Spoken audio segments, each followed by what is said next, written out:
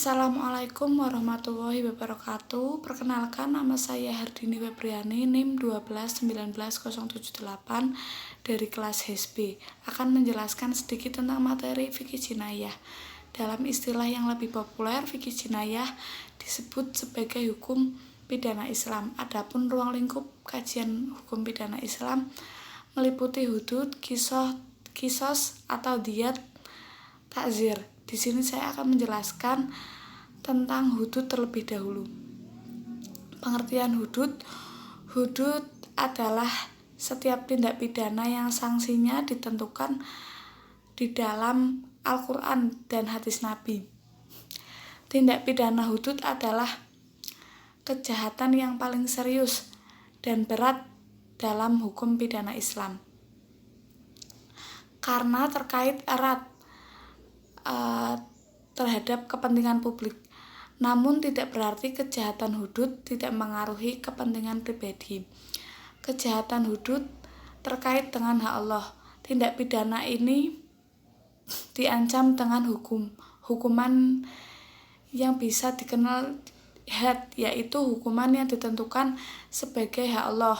Ini berarti harus dilaksanakan hukumannya. Harus dilaksanakan. Selanjutnya bentuk sanksi. Bentuk sanksi pidana mati atau hukuman salib, dera, potong tangan atau potong kaki, serta pengasingan, diasingkan dalam jangka waktu tertentu. Sanksi religius seperti memerdekakan budak atau puasa kafarat. Selanjutnya, bentuk sanksi tindak pidana. Bentuk sanksi tindak pidana hudud dikelompokkan menjadi lima jenis, yaitu pidana atas jiwa.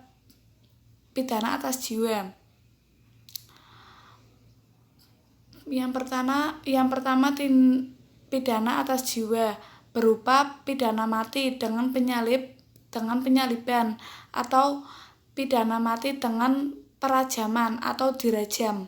Yang kedua, pidana atas anggota badan berupa potong tangan, potong tangan atau kaki, atau pidana cambuk, pidana pemukulan atau pidana pemukulan dengan tongkat. Yang selanjutnya, pidana atas harta kekayaan. Pidana atas harta dan kekayaan. Yang selanjutnya, pidana atas kemerdekaan berupa pidana pembuangan atau pengusiran dan pidana penahanan atau pidana di penjara.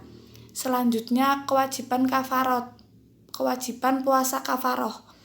Tindak pidana dalam kategori hudud. Yang pertama, zina.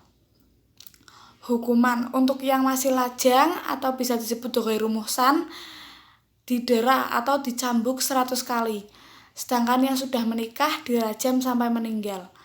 Yang selanjutnya, minum minuman keras atau khamar. Hukumannya didera 80 kali. Yang ketiga, murtad atau keluar dari Islam. Itu ada hukumannya. Baik laki-laki maupun perempuan yang telah balik berakal diajak kembali masuk Islam sampai 3 kali, disertai peringatan. Jika kembali maka akan diterima, jika menolak maka akan dibunuh, yaitu sanksinya dibunuh. Selanjutnya, pencurian.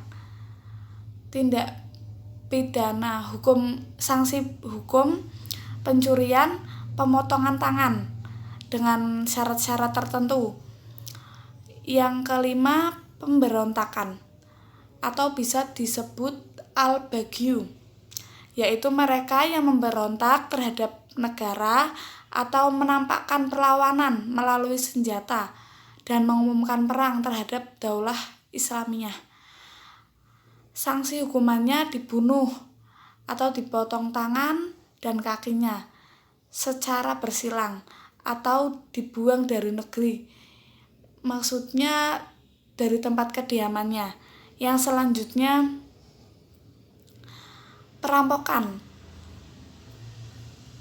Tindak pidana atau sanksi hukumannya, yang pertama perampokan, dipotong tangan dan kakinya antara bersilang, yaitu tangan kanan dan kirinya. Sanksi ini diancamkan kepada perampok yang mengambil hartanya dengan paksa namun tidak membunuh. Yang selanjutnya perampokan dihukum mati, yaitu bila seseorang merampok, membunuh tetapi tidak mengambil harta. Berarti tadi perampok dihukum mati. Yang selanjutnya, sanksi selanjutnya yaitu sanksinya dihukum mati, lalu disalib. Sanksi ini diancam terhadap perampok yang membunuh dan mengambil hartanya. Selanjutnya saya akan menjelaskan materi selanjutnya.